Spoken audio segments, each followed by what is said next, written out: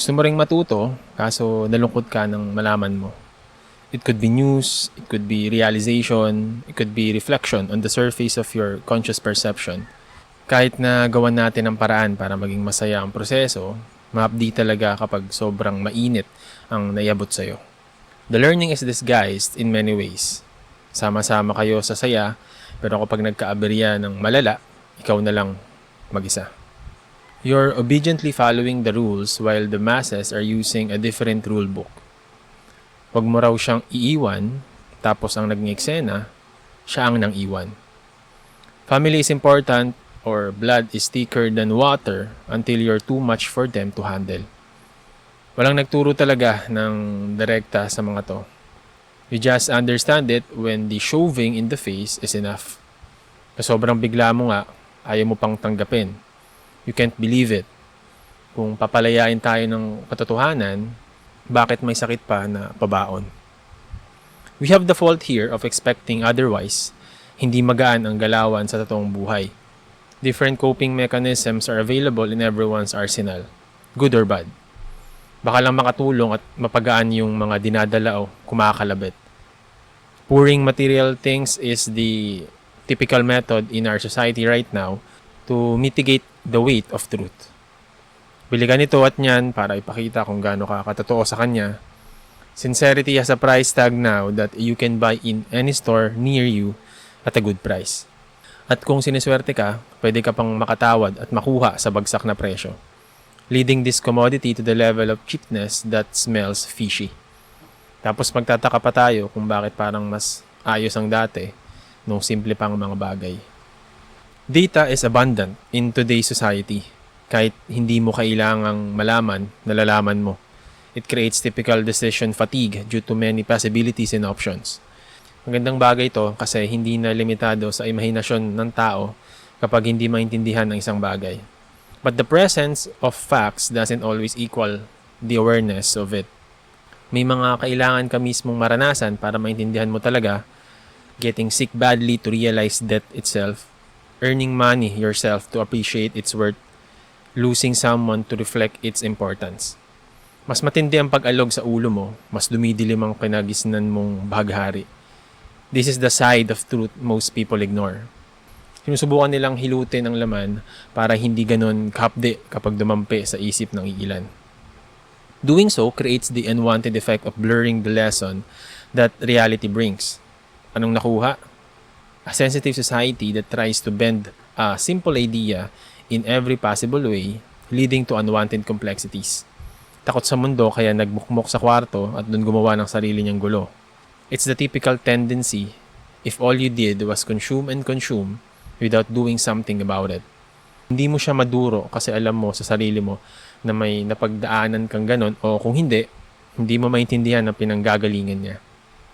That instance is when you are punched by raw truth that hurts your ego and preconceived notions of things that eventually break the reality you know of.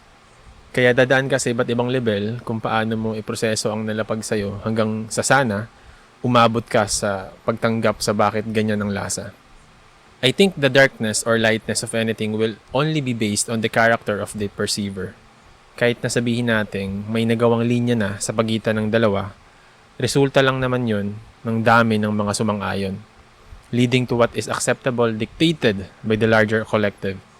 May tama naman sila sa motibong masigurong hindi malagay sa peligro ang lipunan dahil lang sa malabong pagsabi ng delikado sa hindi. It's like the label of dark humor itself, which is ironically being accepted and enjoyed with the same people who see its light side and live as responsible citizens most of the time. Parang kahit anong religion lang rin yan na nagdidikta kung ano ang tama o mali na turo ng kani-kanilang paniniwala, making you think about what standard and benefits it was formed as the basis of its regulations. O kaya hindi, kasi hindi mo na pinag-isipan. Again, all of those groups give more benefits in our society. We don't have to condemn them. May mga natuturo pa sila na malaking tulong talaga na naririnig natin pero hindi pinapakinggan. The one downside we can observe is the gatekeeping of what to follow, missing the opportunity to see the shadow behind the brightness they're giving. Tulad lang nung magulang na gustong protektahan ng anak sa panganib. until that danger is experienced by the person being protected and now confused and lost on what to do. Walang alam, hindi na handa, ang lakas tuloy ng pagkatama. There is part of that actuality being hidden which is hurtful to someone who is hiding or disregarding it. Kapag hinarap natin, pwede tayong magdusa o makalaya. And I have to be honest here. Sometimes, darkness is the path we must walk before we can embrace the light of truth. Kung komportabling mabuhay ka sa masarap na kasinungalingan, sino ba naman ako para pakialaman ang buhay mo, di ba? But if you have the itch to know the inner workings of things to form your own control like me, you have to accept the inevitable road. May magbibenta sa'yo siguro na hindi naman daw kailangan yun until you notice that they are actually selling you something. Walang libre kapag sa'yo nakasalalay ang buhay mo. Is it too much sometimes? Oo naman. The sweetness eventually vanishes as time passes when you observe that the gum you're chewing is your own life. Nakakaumay pa yan sa katagalan, yet it's quite empowering in a practical sense. Hindi ka na naasa sa mahika o swerte.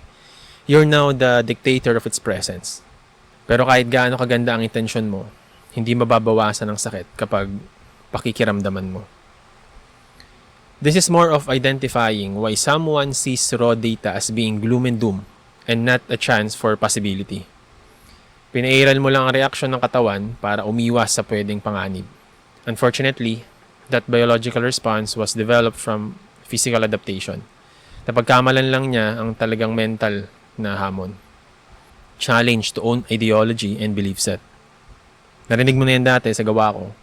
Classic stages of grief. First, denial kasi hindi ito totoo. Second, anger na pinanggigigilan mo na. Third, bargaining at baka mahihilot pa. Fourth, depression, ang talagang dilim. And fifth, acceptance, sa wakas, intindi na. Madalas na yan ang ikot pero pwedeng lumaktaw o iba ang pagkakasunod-sunod. The gist is simple. The judge is your own perception. You're lost because the alternative is missing. May mga maswerteng nakatuloy, may mga minala sa pagkalulong. You choose to live with it or hallucinate that you can alter the past, present, future, and reality. Hindi kita makakumbinse sa bagay na ayaw mong intindihin. How about try to ask yourself that maybe the thing you think is bad is actually good. O kaya siguro walang masama at mabuti. Kasi ang meron lang ay kung ano yun. No label, no meaning, just is. At nasa iyo kung paano mo gagamitin ang mga nabigay na puwersa. The deadline is coming for those who choose to be stuck, even if you assume you didn't choose it. Hindi tsamba yung mga ganado kasi nakabuelo. No need to give meaning, just connect the dots you're seeing. Baka manghinayang ka lang sa buhay mo kung hindi mo susulitin. It happened before already. Nag-iiba lang ang itsura.